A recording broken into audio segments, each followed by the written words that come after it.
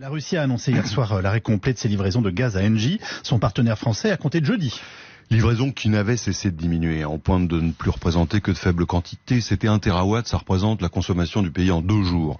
La France faisait déjà quasiment sans gaz russe, grâce à des approvisionnements alternatifs. C'est un litige de paiement qui motive la décision de Moscou, parce que Engie avait décidé de ne régler que ce qui était livré, c'est pas aberrant, c'est-à-dire moins que ce que prévoyait le contrat. Mais dites-moi, on ne comprend pas pourquoi Moscou choisit ainsi de se priver d'argent.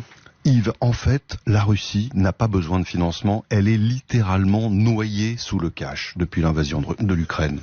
À la fin juillet, elle avait perçu 97 milliards d'euros pour ses ventes d'hydrocarbures, principalement de pétrole. C'est le Wall Street Journal qui nous apprend ça. En gros, c'est 40% de plus qu'avant la guerre.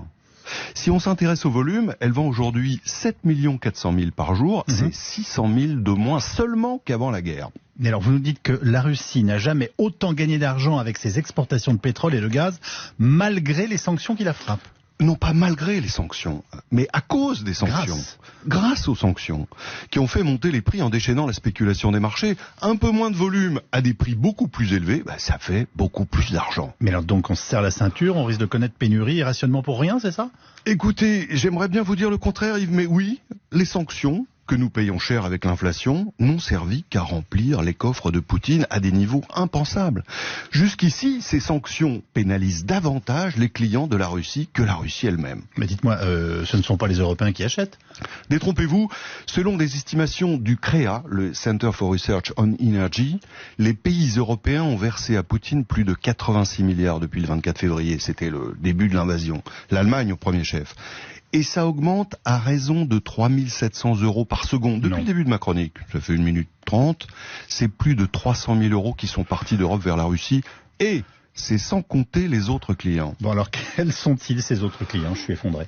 Ils sont nombreux parce qu'il n'y a pas d'embargo international formel sur les achats de produits énergétiques russes.